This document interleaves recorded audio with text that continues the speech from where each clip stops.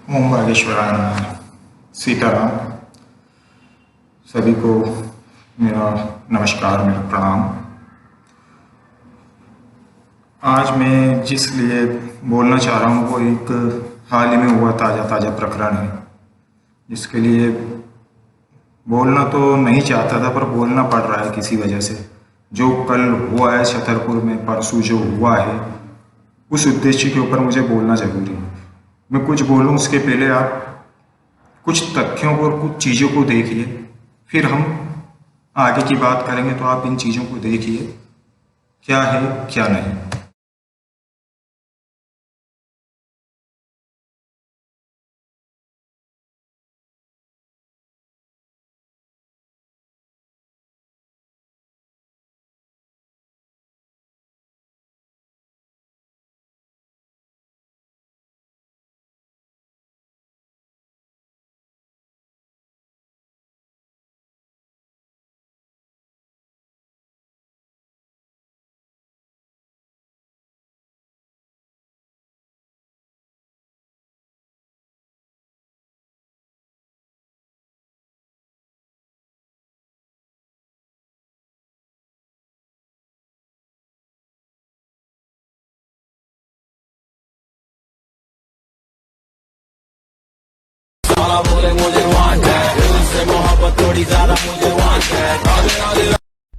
आप इन्हें जानते हैं? नहीं, कौन है ये? अरे, आप इन्हें नहीं पहचानते?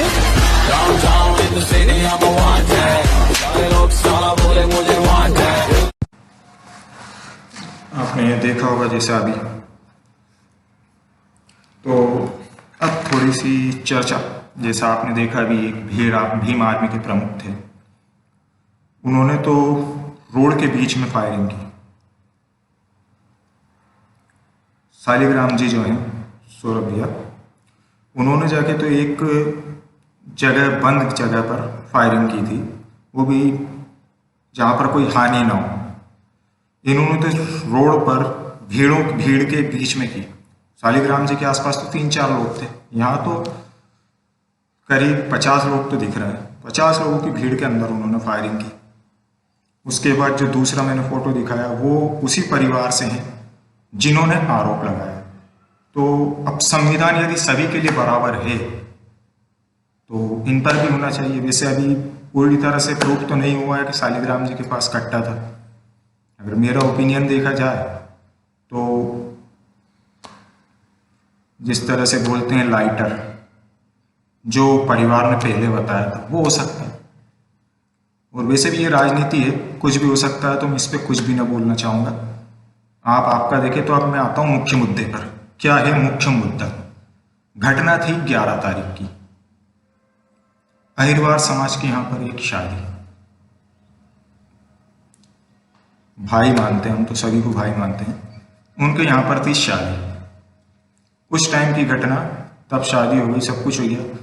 घटना क्यों हुई, उसके पीछे का रीज़न ये था, ये राई नृत्यांगनाएं लेके आए हैं नाच के लिए, और जहाँ पर एक सिद्ध पीठ है वहाँ पर आप गंदे गाने चला रहे हैं। उसके ऊपर विवाद था, वो तो होना जरूरी था। आप खुद देखते हैं अपने आसपास किसी की मृत्यु हो जाती है, कुछ हो जाता है, तो आप बारात लेके जाते हैं तो आप बंद कर देते हैं। या फिर आपके आसपास कोई शांत हो जाता है, आपके घर में शादी हो, तो आप तेज आवाज में डीजे या कुछ भी नहीं करते हैं, नॉर्मल तरीके से अपने घर में जो होता है वैसे करते हैं। तो वहां पर भी शादी थी, पर आप किस जगह पे हैं, किस सिद्ध क्षेत्र पे हैं, वो भी ध्यान में रखना जरूरी था। तो 2-3 बार टोका होगा, नहीं माने तो उन्होंने थोड़ा सा, उनका तरीका गलत था, मैं मानता हूँ तरीका गलत हो सकता है, पर विचार बिल्कुल गलत नहीं थे सनातन के प्रति, क्योंकि ऐसी चीजें नहीं होना चाहिए। फिर अगली बात, 11 तारीख का मुद्दा आपने 19 तारीख को क्यों उजागर किया? इस पे मैं सीधा सा एक टिप्पणी करना चाहूंगा। धाम से जो 125 बेटियों का विवाह हुआ था, उसमें सिर्फ 2 कन्याएं सामान्य वर्ग की थी, सिर्फ 2। 123 जो बेटियां थी वो ओबीसी या फिर अनुसूचित जाति जनजाति की थी। तो अब ये जो है राजनीतिक रोटी सेकने वाले, अगर उस टाइम उजागर कर देते उस टाइम इन्होंने विवाद इसलिए नहीं किया, क्यों? क्योंकि इनकी राजनीतिक रोटियां नहीं सिक पाती, वो खुद विरोध में हो जाते। तो इन्होंने जब पूरा विवाद संपन्न हो गया उसके बाद इस मुद्दे को उठाया। राजनीति करने के लिए, सिर्फ और सिर्फ राजनीति करना चाहते हैं ये लोग, इसके अलावा कुछ भी नहीं करना चाहते। अगर इन्हें इतनी ही आपकी पड़ी होती तो ये जो पैसा इनको फंड ये इकट्ठा कर रहे हैं उससे आपके लिए स्कूल बनवाते, आपके समाज के लिए एक स्कूल बनवाते, उच्च शिक्षा के लिए आपके लिए कार्य करते। पर ये आपकी शिक्षा के लिए नहीं, आपको और गिराते जा रहा है, और गिराते जा रहा है, और गिराते जा रहा है। आपको मतलब किसी लायक रख ही नहीं रहे हैं, आपको सिर्फ अपने निजीगत तौर पर यूज करे जा रहा है, यूज करे जा रहा है, यूज करे जा रहा है, और आप हैं कि इनके जाल में फंसे जा रहे हैं। आपकी शिक्षा के लिए, आपके रोजगार के लिए वो कुछ नहीं कर रहा है, बस आपको झंडा उठाने के लिए खड़ा कर रखा है और आपको बहकाने के लिए। इनकी राजनीति समझिए आप लोग। ऐसे लोग आपके समाज के लिए जहर का काम कर रहे हैं, आप ये अच्छे से समझ लीजिए। क्योंकि ये जो फंड आपसे राइज कर रहे हैं, जो फंड आपसे ले रहे हैं, उसका दुरुपयोग सिर्फ आपकी मानसिकता को डुबोने के लिए ही कर रहे हैं, इसके अलावा इनका कोई उद्देश्य नहीं है। अगर ये उस फंड से, चलो एक अस्पताल आप लोगों के लिए बना दे, बनाया? नहीं बनाया। एक स्कूल उच्च शिक्षा के लिए आपके लिए बना देते, बनाया? नहीं बनाया। आपके रोजगार के लिए फैक्ट्री खोल देते, किया? नहीं किया। वो सब भी छोड़िए आप तो। उस फंड से अगर आपकी बेटियों का विवाह करवा देते, वो किया? नहीं किया। इनके पास रैलियां निकालने के लिए, गाड़ियां भर भर के लाने के लिए, लोगों को इकट्ठा करने के लिए, उनको चाय नाश्ते के लिए सबके पास पैसा होता है, बस आपके लिए पैसा नहीं होता इनके पास। उसके लिए सरकार चाहिए। काहे की सरकार चाहिए तुम्हें? इतना पैसा है, अपने लोगों का उत्थान करो, आपको सरकार की जरूरत नहीं पड़ेगी। बातें करते हो उल्टी, फिर कहते हो गुस्सा करते हैं, गुस्सा करें नहीं तो क्या करें? आप कैसे कैसे बयान देते हैं। कल छतरपुर में क्या हुआ? ब्राह्मणवाद के विरोध में आप बात कर रहे हैं। ब्राह्मण पे क्यों नहीं गर्व करेगा कोई अपनी जाति पे, जब संविधान अधिकार दे रहा है आपको जाति बनाने का। संविधान ने जैसे ब्राह्मण बनाया, जैसे क्षत्रिय बनाया, जैसे जो बनाया वो उस हिसाब से रहेगा। सामान्य वर्ग में जिसको रखा वो सामान्य अपने आप पे गर्व करेगा।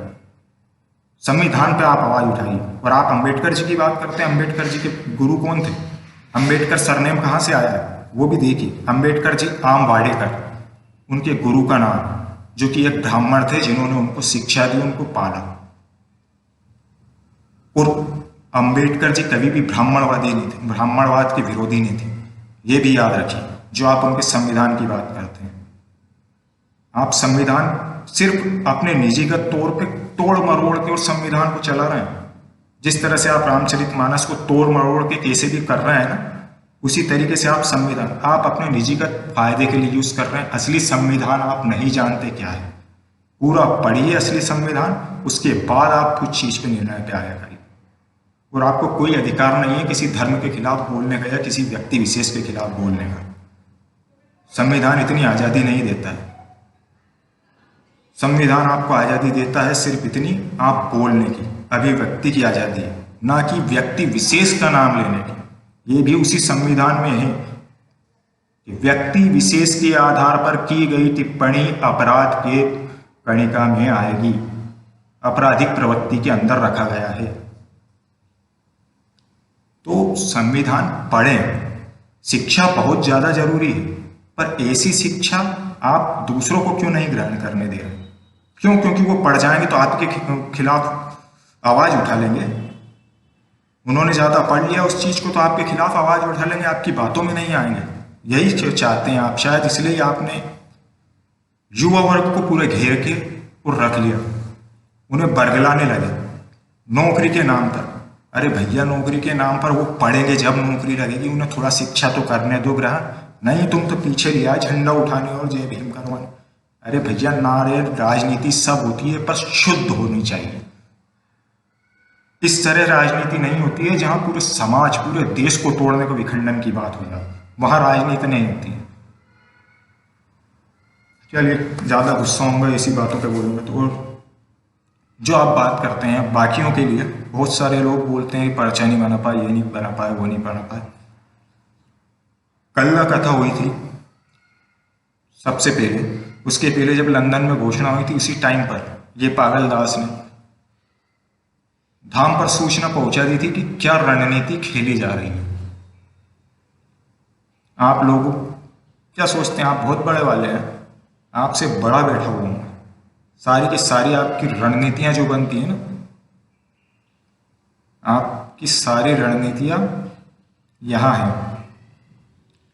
उसी टाइम पर मैंने बोल दिया था कि ऐसे ऐसे षड्यंत्र रचे जाएंगे। उसके बाद गुरुदेव ने उस चीज का आभास कर आज से 3 महीने पहले छतारी में इस चीज को कह दिया था, हमारे खिलाफ षड्यंत्र होंगे। पर्चे की बात करते हैं ना, गुरु सब जानते हैं, सब जानते हैं। देखा, जब 3 महीने पहले बोल दिया उन्होंने, तो फिर आपको इस चीज पे तो कुछ बोलना ही नहीं चाहिए। आपके सभी सवाल वहीं पर खत्म हो जाते हैं, सारे आरोप वहीं निराधार हो जाते हैं, क्योंकि उन्होंने छतारी कथा में ही उसी टाइम पर बोल दिया था कि हमारे खिलाफ षड्यंत्र होंगे, हमारे परिवार के खिलाफ होंगे, हमारे भक्तों के खिलाफ भी होंगे। और 1.5 महीने पहले मैंने एक सूचना और भिजवाई थी। उस सूचना का शायद शालिग्राम जी से भी कहीं ना कहीं कनेक्ट थे, और हुआ भी वही, तो उनको भी घेरे में लिया गया। अब जो महत्वपूर्ण सूचना है वो भक्तों के लिए है, वो जरूर इस सूचना पर अच्छे से ध्यान दें और हर कदम फूंक फूंक कर रखें। जो कहावत है फूंक फूंक कर कदम रखना, मतलब इस तरह से कार्य करें। बहुत से जो हैं भक्त, मेरे प्यारे मित्र, मेरे परिवारजन, आप लोग जो आप किसी न किसी की नज़रों में हैं, मैं भी हूँ नज़रों में, पर मैं हर एक को पहचान लेता हूँ। मेरे गुरु का आशीर्वाद, बालाजी का आशीर्वाद इतना है कि मैं हर एक को पहचान लेता हूँ, हर एक की नज़र जानता हूँ।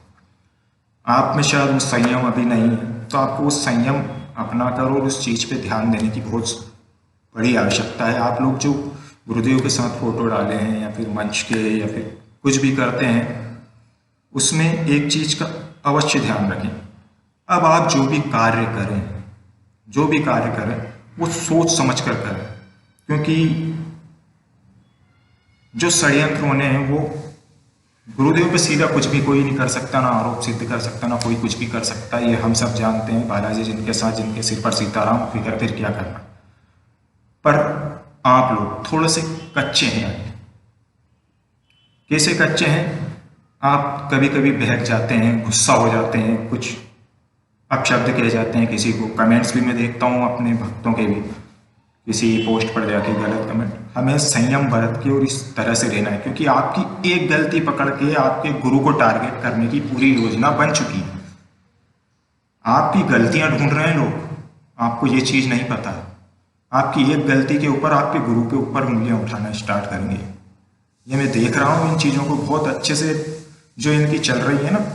पिछले 15 दिन से एक फाइल तैयार किए जा रहे हैं, मेरे पास आती रहती है न्यूज़।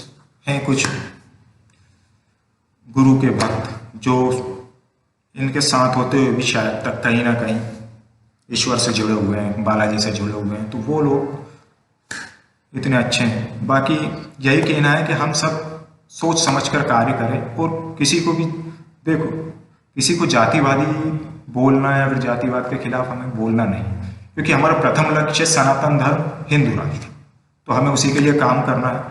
और गुरुदेव का भरपूर साथ दें, छाती ठोक के साथ दें, सब जितना हो सके उतना साथ दें। हम हिंदू राष्ट्र बना के रहेंगे, डंके की चोट पर बना के रहेंगे। हिंदू राष्ट्र का मतलब ये नहीं है कि अन्य कोई भी धर्म यहाँ पर नहीं, सर्वधर्म होगा और सर्वधर्म रहेंगे। लेकिन हिंदू राष्ट्र इसलिए आवश्यक है क्योंकि जो ये जातिवादी लोग हर कभी हमारे भगवान देवी देवताओं को कुछ भी बोलते हैं, वो बंद हो जाए। जैसे ही हिंदू राष्ट्र घोषित होगा, संशोधन तो होगा, 125 बार पहले हो चुका है संशोधन संविधान में, एक बार हो सके, उसमें सिर्फ एक कणिका जुड़ेगी, हिंदू राष्ट्र हो चुका। हिंदू धर्म के देवी देवताओं का अपमान यदि कोई करता है, उसके ऊपर रासुका लगाई जाए, सीधे बात खत्म, इससे ज्यादा कुछ भी नहीं। और एक और बात, राजनीति में किसी को नहीं छोड़ता हूँ, राजनीति में कोई भी पार्टी हो। बीजेपी के अमित शाह जी और जो प्रभारी हैं उनके अध्यक्ष एक जगह के, गौ मांस प्रतिबंधित नहीं किया जाएगा, ये नहीं किया जाएगा। सुनो, हिंदू राष्ट्र में गौ माता का भी पूरा दर्जा चाहिए, हमें माँ का दर्जा चाहिए गौ माता का, याद रखिए।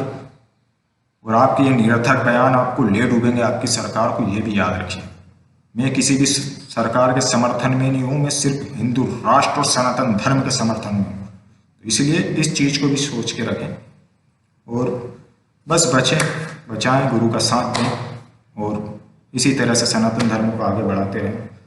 सभी को मेरा नमन। सीताराम। जय श्री सीता।